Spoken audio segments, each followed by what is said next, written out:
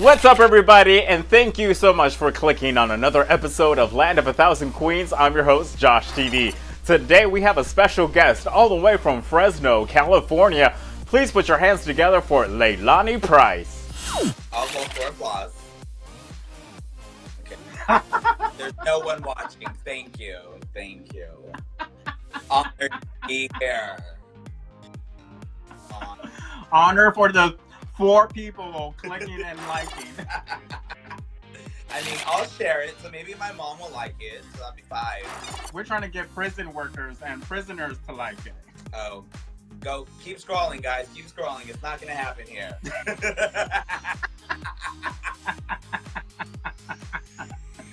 All right, girl. So tell us about your drag persona. How did Leilani Price came about?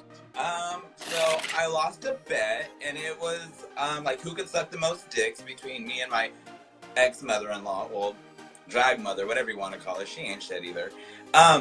No, we were playing softball, and I lost a bet, so I ended up parody.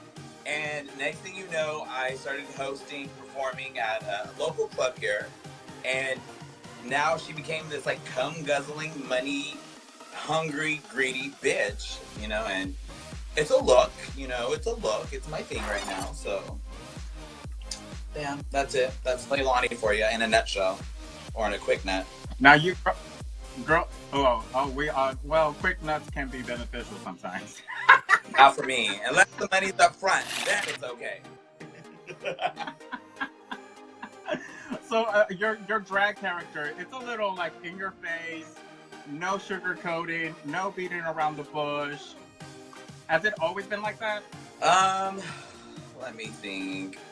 At one point, I was like Miss America, where I was like, oh, I love everyone and unicorns and rainbow. And then I got my heart broke. And then I became this uber bitch because my ex was a drag queen too. She was ugly, bitch. I mean, ugly. I'm just talking shit though. No, but she was ugly. And Spill some names. Spill some names. I won't. You know, I'm a good Christian woman now. Unique Baptiste. She's no longer in the game. I took her out. No, you know, I started to develop, like, when I became the it girl once upon a time long ago. I just noticed that people love that bitchiness, and you know, like when I'm Leilani, I'm always talking shit. And people are just like, you know, we love you for talking shit, but when you're nice, because I do community service, and that's core to point. I'll talk about that later. Everyone's like, it's so hard because you're so nice, and then you're a fucking Sour Patch Kid because you're so mean. So it's hard to read me. But I mean, you get your heart broke once, you have a small dick in your hand, and then next thing you know, you're fucking the queen of mean. So. Now, has that character got you in trouble, like at the gigs or other venues? Fuck. I plead the fifth. I'm gonna drink on that one. Never have I ever. Oh, okay. Never have I ever. Never have I ever got asked to leave a show. Oh God, that's a lie. I'm really thirsty, so I'm gonna do it. I'm gonna drink. I hope I don't put my eyelash off. These are real Versace's, by the way. I can't spell Versace. No, I'm not gonna do it. But they're real. Oh. We stole them at a show one night. Oh. I don't steal anymore. Not since rehab. Oh. Well, wait, rehab the club or the actual rehab? Again, I plead the fifth.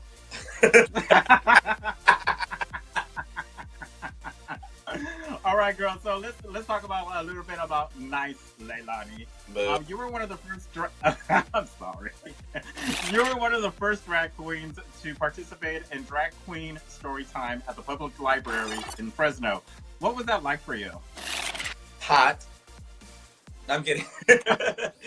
No, you know, honestly, it was really, the turnout was amazing. The downside to it is the local news station actually did a little piece on it, and it ended up turning into like these homophobic bigots who just ended up hating, oh, you're a man in a dress, you're ugly, and blah, blah. And first of all, I'm very educated. I paid for my degree, University of Phoenix, thank you. I'm kidding, I didn't go to school.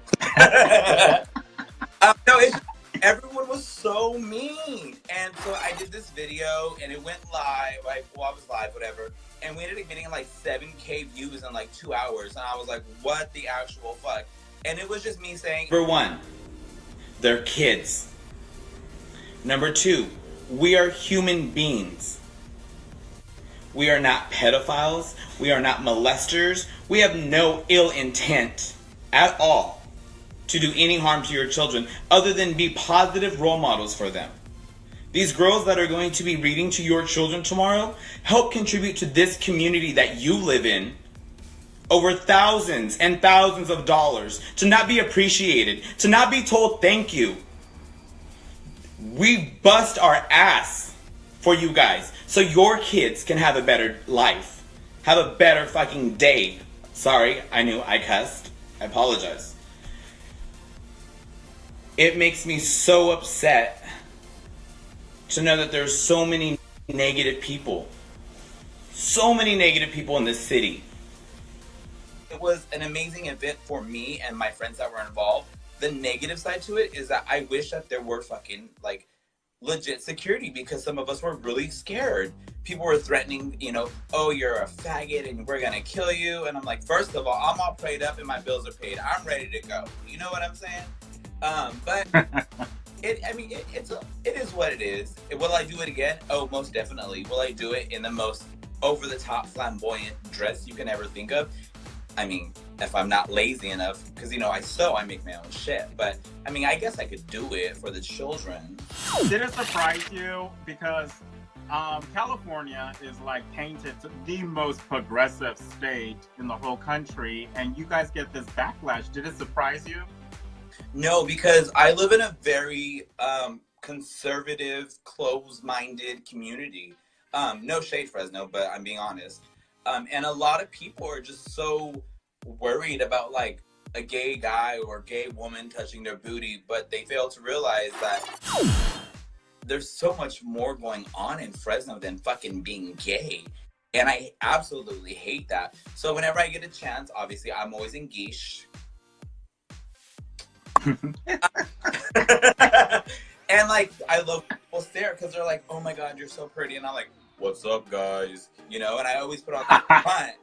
And they're like, wait, that's a man. I'm like, yeah, I'm a man. What woman do you know lifts more than 5 pounds? This one. I'm just kidding. I don't do any. I don't lift. All right, girl. So a couple years ago, you were the Empress of the Imperial Dove Court. That involves charities. What were some of the responsibilities and charities you were able to help out during your reign? Not beating the shit out of people. No, I'm kidding. People really do get on your nerves. Oh, they do. You have no idea. I'll talk about that. I digress. Okay, anyways. Some of the responsibilities were to, you know, help raise money for the organization. During my reign, we raised over $23,000 in 1 year. And I will never say I did it by myself because we had a very strong team of community members. We actually ended up donating every single, well, we had to keep some because we have to put it into a savings account so that will, you know, any organization and so forth. But we ended up giving like $3,000 plus, actually like $6,000 to the local gay parade, $3,000 to the local LGBT community center, $2,000 to a local welcoming church. You know, it's things like that.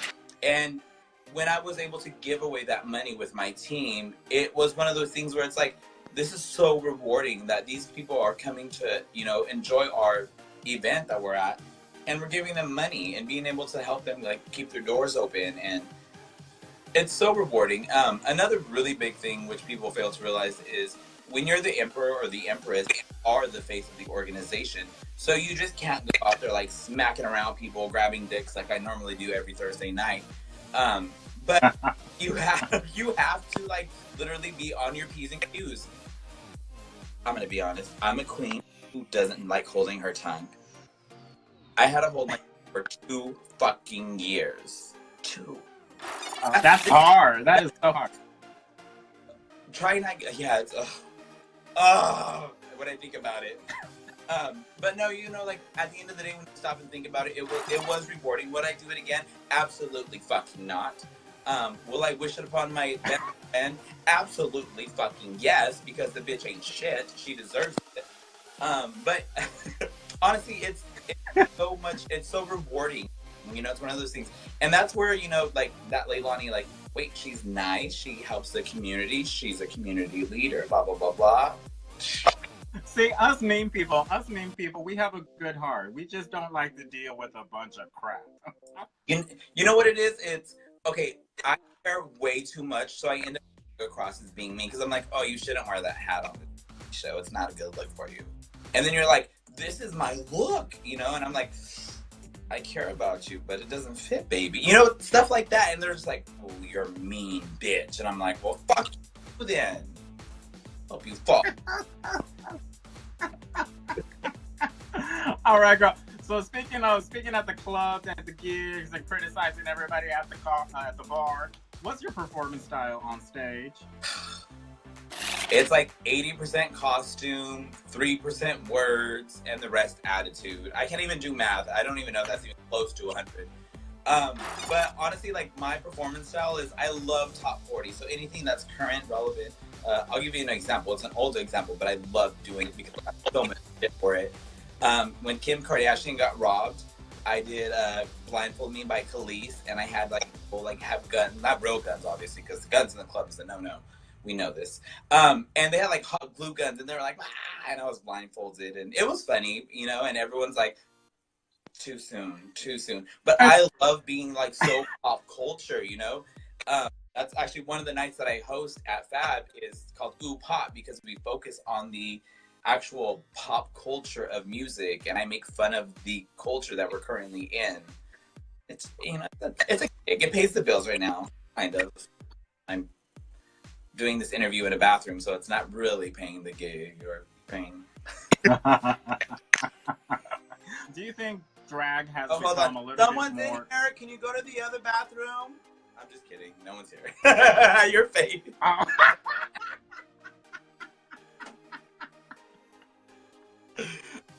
Girl, make it sound real. Flush the toilet. Be like, we'll be right out. Hold on. I gotta hand someone some toilet paper. I'll be right back, because they ain't shit. Okay. Wait. That's the intermission break for us. Shh, it's okay. Okay. I'm ready whenever you are now. Is that bottom clean? A lady never tells. The water is clear. Girl, that's a no. So I had a burrito today, okay? Get off me. Big burrito. Leave me alone. It's a struggle.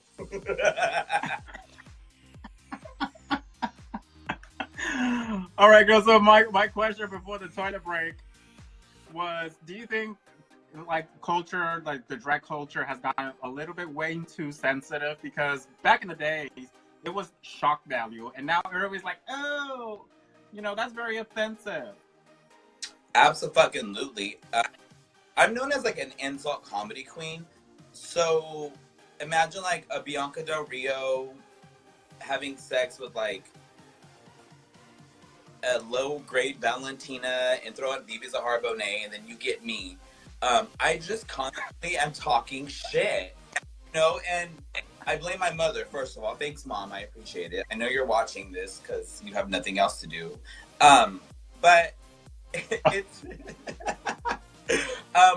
That's rough. He doesn't love me anymore.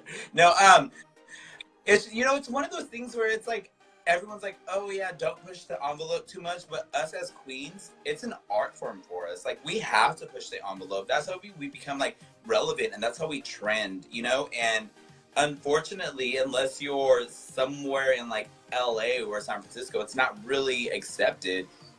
Here in Fresno, we have some queens that are about that. Like, oh, I'm going to push the envelope and I'm going to make people mad and I'm going to do this.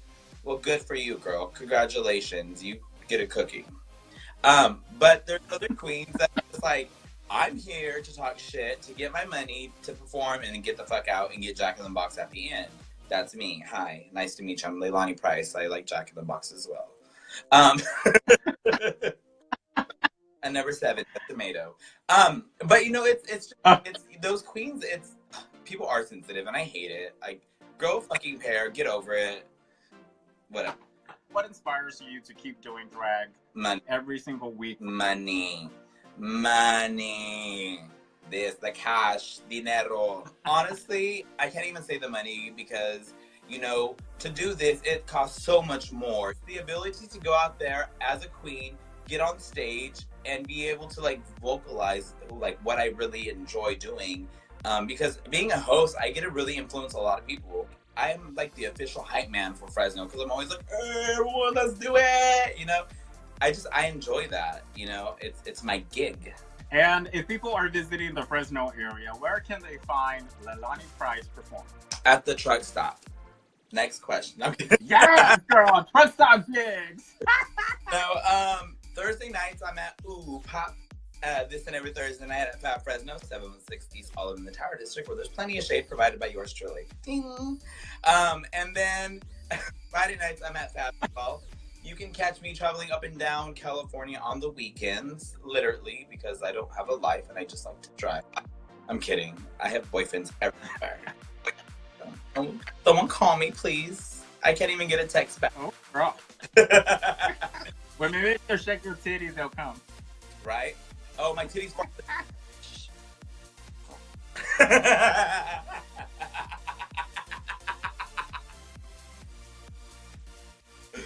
You're welcome. Oh my god. That's a twist.